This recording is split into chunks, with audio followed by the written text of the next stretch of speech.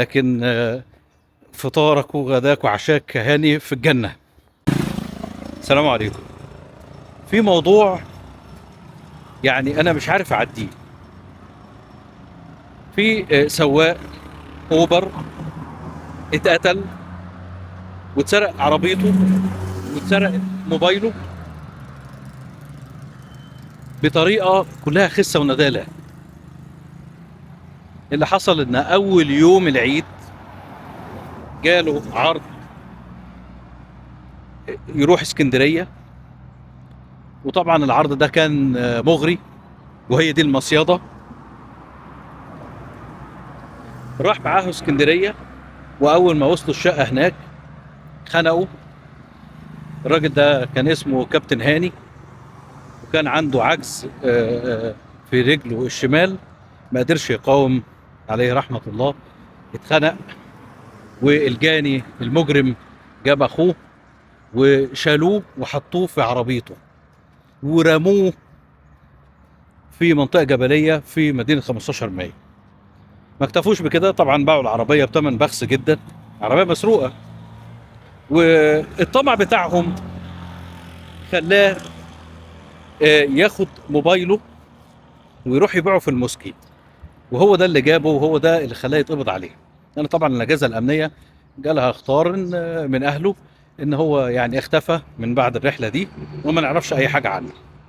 وطبعا تتبعوا ومسكوا الجناه واعترفوا بالجريمه بتاعتهم ومحبوسين دلوقتي،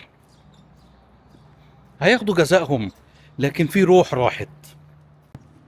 وموضوع شركات زي اوبر ولا غيره، مشاكل كترت، وكيفيه حمايه الناس وممتلكاتهم وارواحهم مش موجوده. طيب نقدر نعمل ايه؟ طبعا اجهزه الدوله مشكوره، يعني ما حدش مقصر، حقيقي ما حدش مقصر. عرفوا اللي هم يجيبوا خط سيرهم وتتبعهم وجابوهم. لكن انت ازاي تحافظ على نفسك، ازاي تحافظ على روحك من حاجه زي كده؟ انا بطلب من كل واحد يشوف الفيديو ده. في كاميرا بسيطه صغيره اسمها داش كام، دي بتتحط على العربيه، بتسجل الرحله رايح جاي، ويبقى فيها زي نظام اتصال مباشر. فبيبقى الشركة شايفة السواق وشايفة العميل اللي جوه العربية ومتابعاه. حط انت نفسك بقى مكان اي حد. لو انت سواق او بتشرب حاجة وعارف انك انت متراقب، هل هتعرف تعمل اي مشكلة؟ طبعا لا. يبقى انا كده اول حاجة عملتها ان انا حميت السواق من نفسه وحميت اللي بيوصله. طيب واحدة جت اتبلت عليه، برضه الرحلة متصورة، مفيش أي مشكلة خالص من وجودها. فكاميرا زي دي احنا بنرجو كل واحد مسؤول يلزم شركات زي أوبر ولا غيرها إنها تتركب في العربية. أي واحد عاوز يجي يشتغل معايا أهلا وسهلا، ركب الكاميرا دي ويبقى متوصلة ويتعمل لي تحليل مخدرات والكلام ده كله. لأن أنا كنت شفت إعلان من فترة للشركات دي، لو عندك عربية قبل 2014 تعالى ومن غير تحليل مخدرات. يا سلام، يا سلام، يعني هي وصلت الدرجة دي؟ يعني أنهي شركة اللي تطلب كده، وأنهي دولة هتسمح لك إنك تعمل كده؟ مفيش الكلام ده.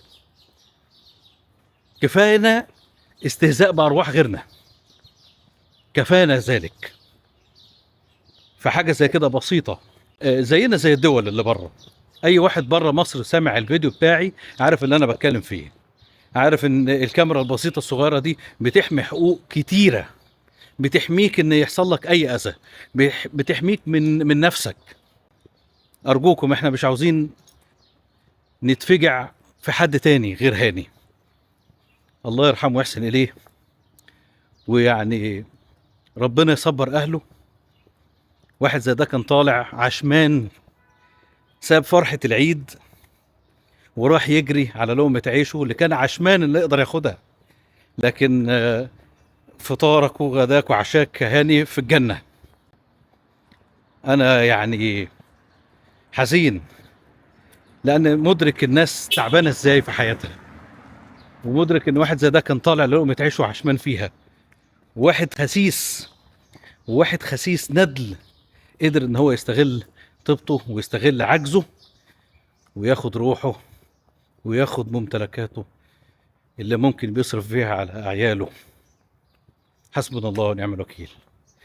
أرجوكم يعني أي واحد عنده ضمير وشايف الفيديو ده مش لأي مصلحة تانية، يا سيدي خد كلامي وروح اعمله في فيديو تاني، بس أهم حاجة وصل رسالتي دي عشان ننقذ روح تانية جاية في الطريق. بدل ما تروح هدر ننقذها. انقذ معايا أرواح بعد إذنك. السلام عليكم.